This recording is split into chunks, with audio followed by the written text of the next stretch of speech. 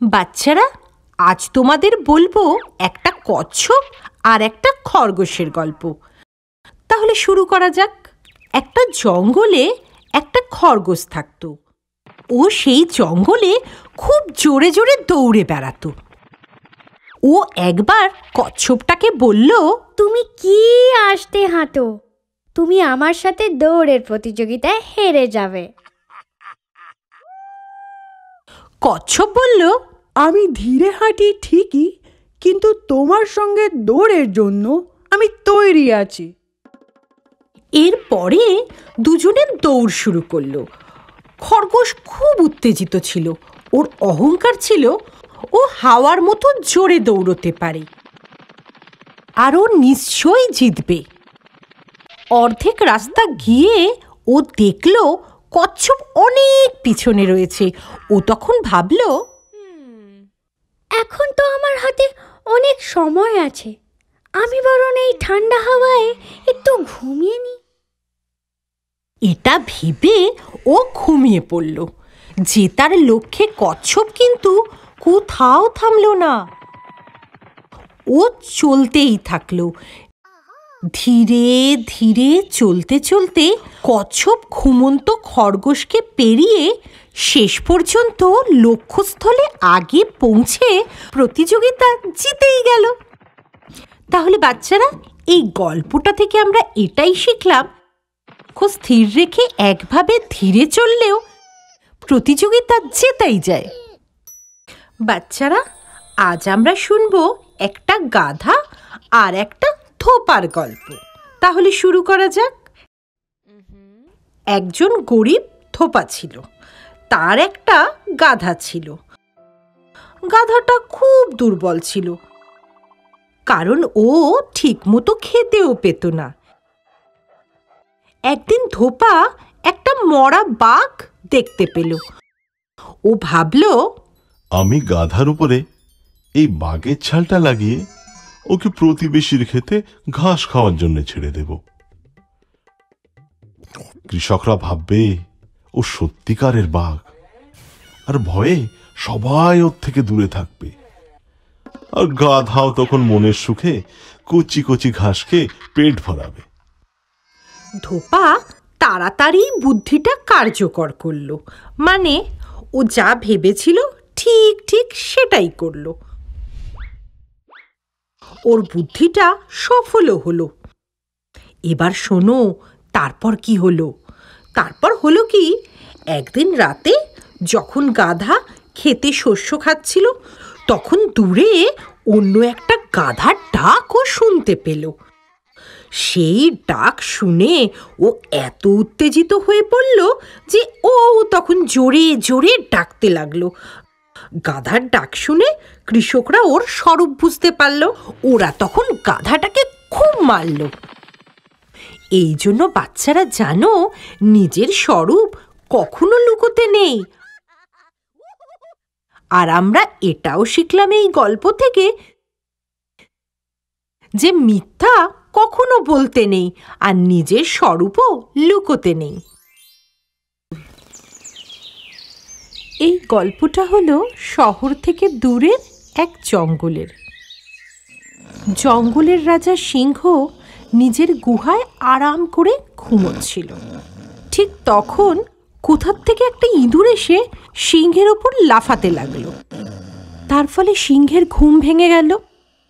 সিংহ ভীষণ রেগে গেল সেই ইঁদুরের ওপর, আর ইঁদুরকে নিজের থাবায় ধরে রাগে গর্জন করে বলে উঠল, তুই আমার ঘুম নষ্ট করে দিলি, এবার আমি তোকে মেরেই ফেলবো। ইঁদুর তো খুব ভয় পেয়ে গেল। সে তখন কাঁপতে কাঁপতে সিংহকে বলল, হে সিংহ মশাই, আমার খুব ভুল হয়ে গেছে, আমাকে ক্ষমা করে দিন।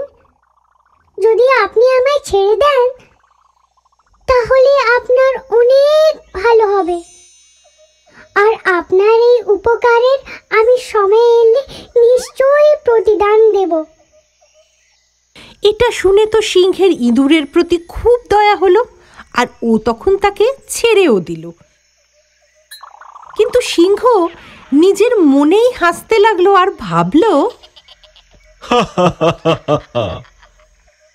এই ছোট্ট ইঁদুর কি করে আমার উপকারের প্রতিদান দেবে? সময় কাটতে লাগলো। একদিন যখন সিংহ শিকারের জন্য প্রতিদিনের মতো জঙ্গলে ঘুরছিল, তখন এক শিকারী হঠাৎ চালাকি করে সিংহকে নিজের জালে আটক করে। সিংহ তো তখন সাহায্যের জন্য জোরে জোরে গর্জন করতে লাগলো। সিংহের চিৎকার ইঁদুরের কানে যায়, আর ও দৌড়ে সিংহের কাছে আসে। সিংহকে জালে আটকা দেখে ইঁদুর তখনই নিজের ধারালো দাঁত দিয়ে শিকারীর জাল কাটতে লাগলো আর সিংহকে মুক্ত করে দিল। সিংহ ইঁদুরকে অনেক ধন্যবাদ দিল।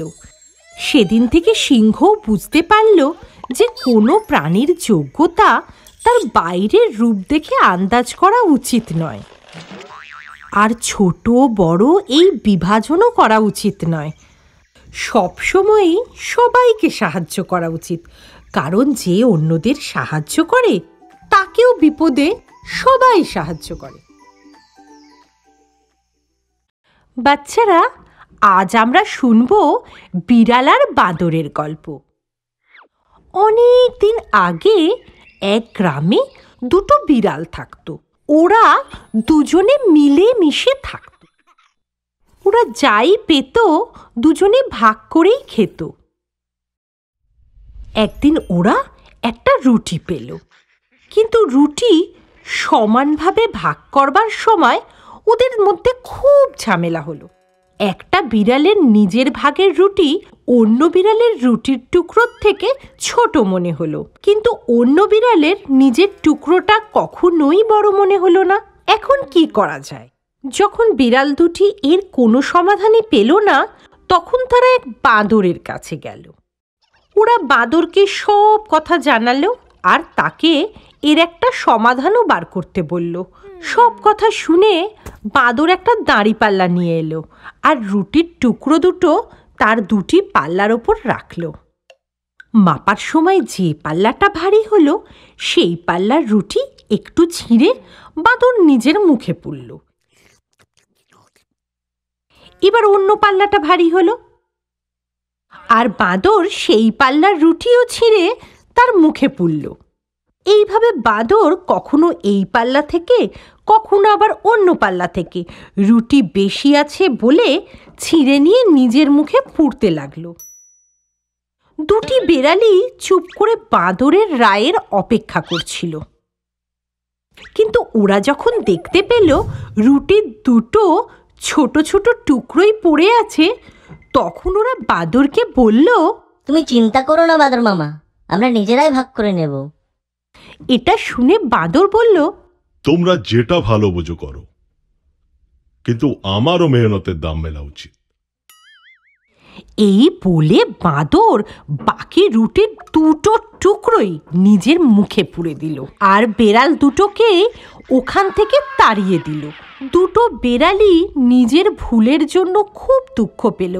ওরা বুঝতে পারল নিজেদের মধ্যে ঝামেলা খুবই খারাপ ব্যাপার, অন্যরা এর থেকে নিজেদের সুযোগ নেয়। তাহলে বাচ্চারা, এই গল্পটা থেকে আমরা কি শিখলাম?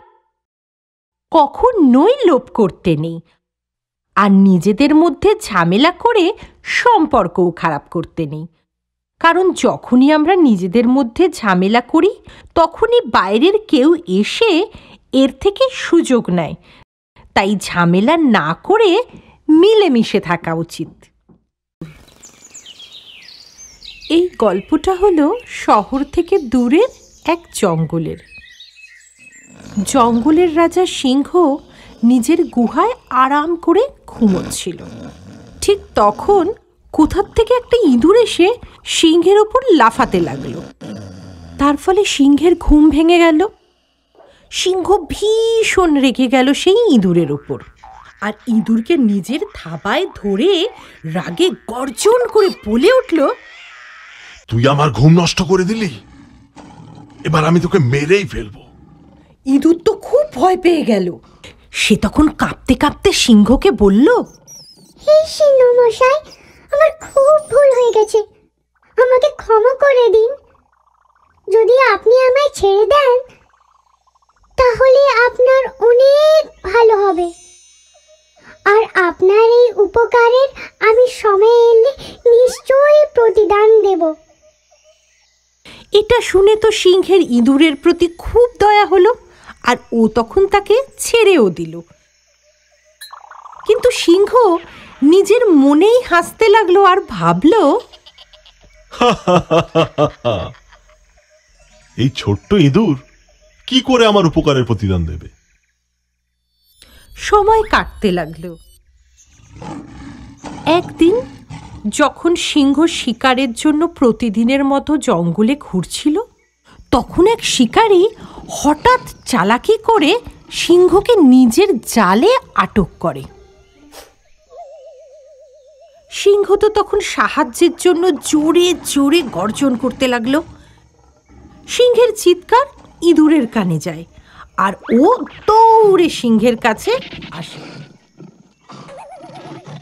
সিংহকে জালে আটকা দেখে ইঁদুর তখনই নিজের ধারালো দাঁত দিয়ে শিকারীর জাল কাটতে লাগলো আর সিংহকে মুক্ত করে দিল। সিংহ ইঁদুরকে অনেক ধন্যবাদ দিল। সেদিন থেকে সিংহ বুঝতে পারল যে কোনো প্রাণীর যোগ্যতা তার বাইরের রূপ দেখে আন্দাজ করা উচিত নয়, আর ছোট বড় এই বিভাজনও করা উচিত নয়। সবসময়ই সবাইকে সাহায্য করা উচিত, কারণ যে অন্যদের সাহায্য করে তাকেও বিপদে সবাই সাহায্য করে।